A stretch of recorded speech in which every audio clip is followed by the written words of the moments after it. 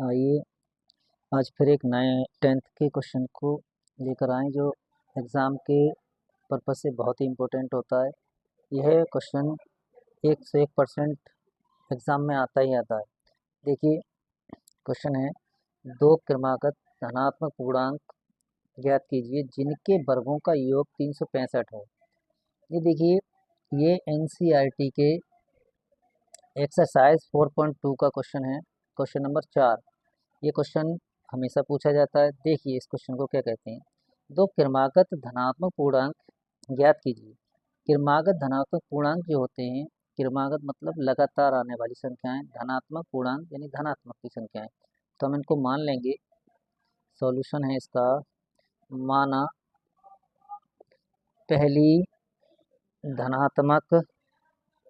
धनात्मक पूर्णांक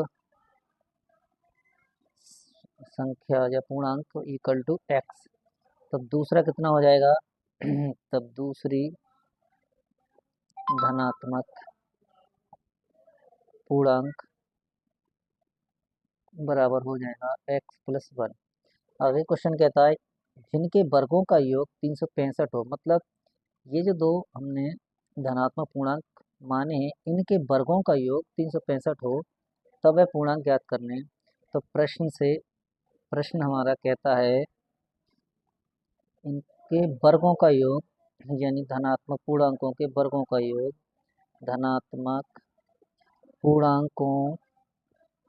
पूर्णांकों के वर्गों का योग इक्वल टू 365। ये दिया हुआ है क्वेश्चन। हमारे हिसाब से धनात्मक पूर्णांक हैं x और x+1, तो इनके वर्गों का योग मतलब x का वर्ग प्लस x+1 का वर्ग होना चाहिए 365। 365 हुआ। अब इसका वर्ग कर लेते हैं तो x² हो जाएगा, x का वर्ग a+b का होल स्क्वायर से खोलेंगे इसको तो a² plus b² plus 2ab equal to 365। यहाँ से x² जुड़ जाएंगे, 2x² प्लस 2x, ये 1 का स्क्वायर है तो 1 ही रहेगा। इस 365 को हम इधर ट्रांसफ़र कर लें, जो बराबर में 0 हो जाएगा। इसके बाद 2x² प्लस 2x, इसको हम घटाएंगे तो एक प्लस माइनस की घट जाएगी, 364 हो जाएगा बराबर 0। यहाँ से 2 का हम सब हर पद में डिवाइड कर दें यानी भाग लगा दें तो हमारी इक्वेशन ये बन जाएगी x² प्लस x माइनस, इसमें भी 2 का भाग लगाएंगे तो 2, 8 और 2 इक्वल टू 0। 182 के ऐसे अब खंड करने हैं जो घटकर 1 आ जाए। यहाँ जो गुणांक होता है वो आ जाना चाहिए तो घटा के 1 आ जाना चाहिए। तो इसके जो गुणनखंड होंगे 14 माइनस 13, 14 में से 13 घटाएंगे 1 बचेगा, और अगर हम इनका गुणा कर लें तो 182 हो जाएगा। तो 182 इक्वल टू 0। यहाँ से x² प्लस 14x और ये माइनस का 13x माइनस 182 इक्वल टू 0।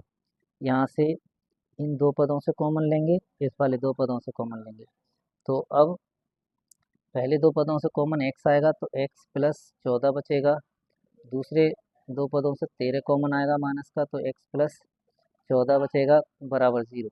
ये दोनों जो सेम कोष्टक है उसको हम पहले लिख लेते हैं इस तरह से, और जो इनके आगे बचती हैं नंबर्स वो दूसरे ब्रैकेट में लिख लेते हैं। तो इस तरह से दो फैक्टर बनेंगे इक्वल टू 0। तो दो फैक्टर जब 0 के इक्वल हो तो या तो ये वाला 0 या फिर ये 0, तो हम दोनों ब्रैकेट को एक एक करके हम 0 लगा लेते हैं। x प्लस 14 इक्वल टू 0, अगर ये 0 है तब x इक्वल टू कितना होगा माइनस 14, और ये हमारी संख्या अमान्य हो जाएगी। क्यों? क्योंकि हमें चाहिए कितने, हमें चाहिए धनात्मक पूर्णांक और ये कैसा आया ऋणात्मक। क्यों अमान्य है ये? क्योंकि ये ऋणात्मक है और ऋणात्मक हम मान लेंगे नहीं, इसलिए ये हमारा अमान्य हो जाएगा।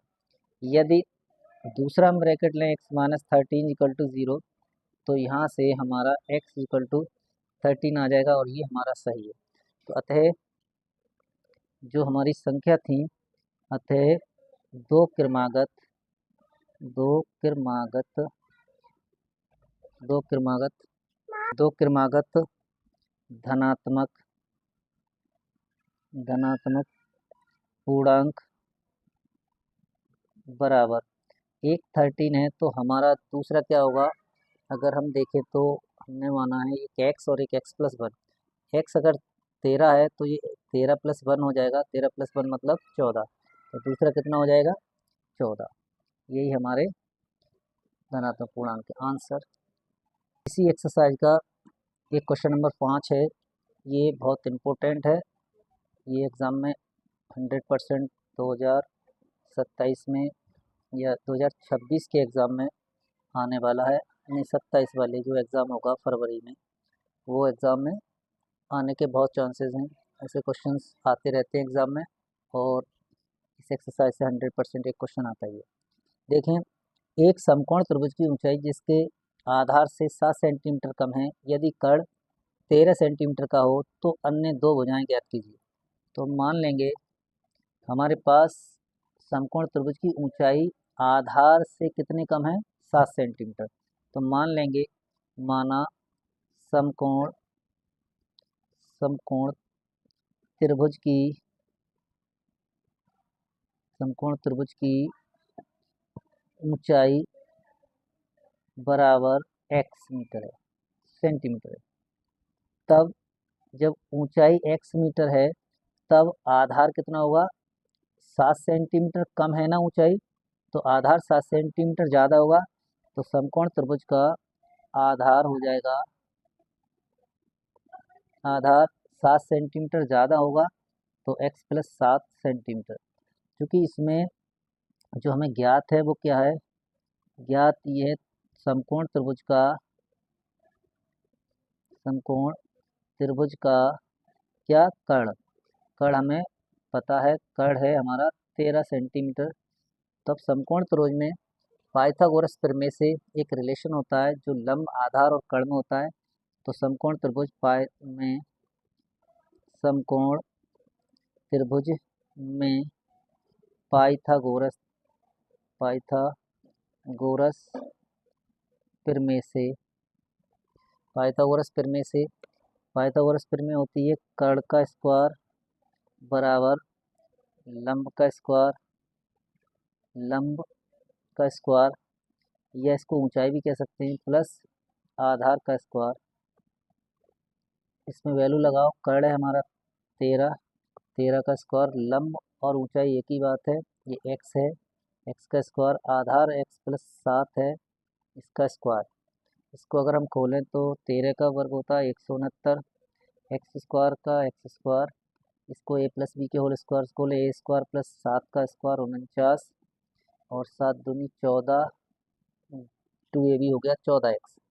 इस 169 को उधर ले लें, इनको ऐड कर लें, एक्स स्क्वायर हो गया 2x स्क्वायर प्लस 14x, ये 49 माइनस 169 हम पक्षांतर करके इधर ले गए तो बराबर 0।